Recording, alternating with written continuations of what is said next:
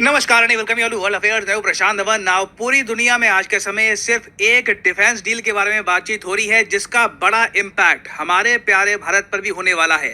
आपको इस geopolitical development के बारे में पता होना चाहिए। नाउ फर्स्ट ऑफ ऑल यहाँ पे आप देख पाओगे ग्लोबल मीडिया क्या बात कर रहा है। एक यूएस सऊदी अरेबिया के डिफेंस पैक्ट की बात की जा रही है जिसमें होगा क्या कि यूएस सऊदी अरेबिया को यह कहेगा कि आप पे अटैक तो मतलब हम पे अटैक, हम आपको कंप्लीट डिफेंस प्रोटेक्शन देंगे। सिर्फ ये नहीं कि हमारे सोल्जर्स डिप्लॉय कर दिए, हम कंप्लीटली आपके डिफेंस की जो जिम्मेदारी है ये ले लेंगे। इसके बदले में आपको एक काम तो ये करना है, इजराइल फिलिस्तीन का इशू भूल जाओ। इजराइल जो भी करता है फिलिस्तीन के साथ उसको भूल जाओ और इजराइल के साथ प्रॉपर रिलेशंस बिल्ड कर दो। आईमेक के लिए, IMEC के लिए यहाँ पे आप देख पाओगे US Saudi Arabia defence pact tied to Israel deal, फिलिस्तीन डिमांड्स पुट असाइड। ये एक मेजर डेवलपमेंट है।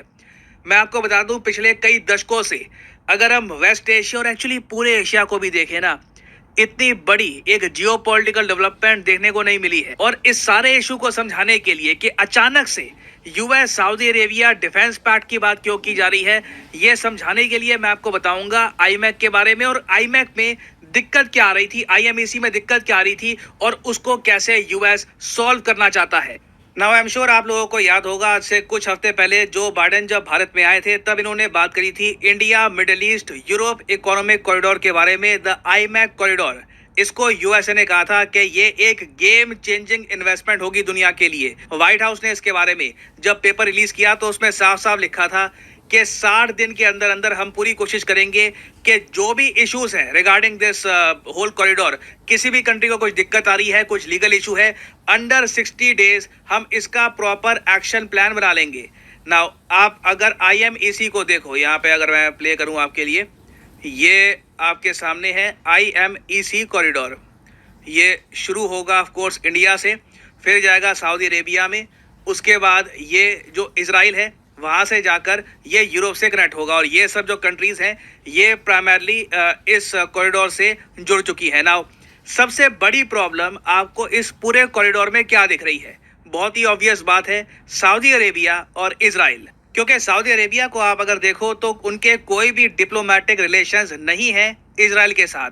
तो हम कैसे इमेजिन कर सकते हैं कि एक कार्गो इंडिया से निकलकर सऊदी अरेबिया से जाएगा इजराइल में और फिर पहुंचेगा यूरोप में? It is simply not possible जब तक इजराइल और सऊदी अरेबिया आपस में डिप्लोमेटिक रिलेशंस एस्टैब्लिश ना कर दें।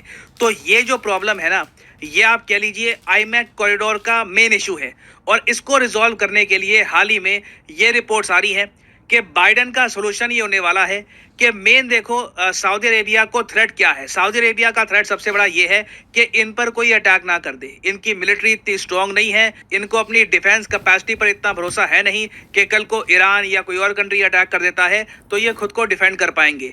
तो ये लोग क्या चाहते हैं कि यूएस कंप्लीटली इस कंट्री का डिफेंस का जो भी खर्चा है, जो भी रिस्पॉन्सिबिलिटी है वो यूएस संभाल ले। उसके बदले में दो चीजें होंगी। पहली बात, जो पेट्रो डॉलर है वो बचा रहेगा। सऊदी अरेबिया प्राथमिकता देगा यूएस डॉलर को जब भी किसी कंट्री को कच्चा तेल परचेज करना होगा। दूसरी बात ऑफ कोर्स यहाँ पर यह है कि सऊदी अरेबिया को इजराइल के साथ रिलेशंस स्थापित करने होंगे। जो फिलिस्तीन का इशू है, देखो फिलिस्तीन की धरती लगातार इजराइल आराम आराम से हड़प रहा है। आए दिन हम देखते हैं कि न्यूज आती है कि एक और एनक्लेव इजराइल ने बना दिया है फिलिस्तीन पर। फिलिस्तीन का मैप आप अगर देखो ना, इट इज ऑलमोस्ट डिजॉल्विंग। ऐसे लग रहा है कि बस जरे बर्फ है और पानी में घुल रही है धीरे धीरे। और यहाँ पर आप देख पाओगे फिलिस्तीन का मैप, ये एक टाइम पर 1947 में जो ये येलो पार्ट आप देख रहे हो ना, ये हुआ करता था फिलिस्तीन। फिर यहाँ पे आप देख पाओगे इजराइल का एक्सपेंशन होता गया।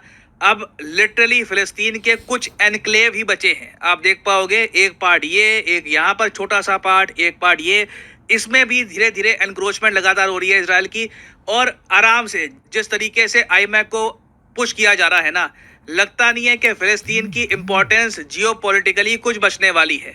और अगर यहाँ पे आप सोच रहे हैं वेट, जो ये कॉरिडोर है क्या ये इतना बड़ा है क्या? मैं आपको एक बात बताता हूँ।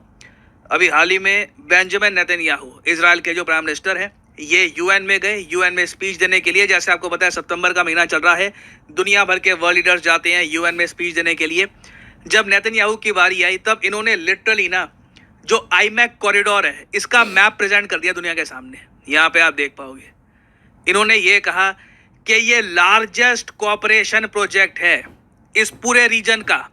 Asia, Middle East, India, Middle East, Europe, इन तीनों रीजन्स को कनेक्ट करना ह्यूमैनिटी में इतने बड़े स्केल पर कभी नहीं हुआ। हाँ, एक एंशिएंट ट्रेड रूट हुआ करता था, मगर वो बहुत टाइम पहले था। अब जो हम बात कर रहे हैं ना, वो बेसिकली उसमें ऐसी इंटीग्रेशन होगी कि तीनों region, India, Middle East, Europe, they will transform. और उसके बीच में देखिए, मुझे लगता नहीं है कि फिलिस्तीन की इंपॉर्टेंस इतनी बचेगी।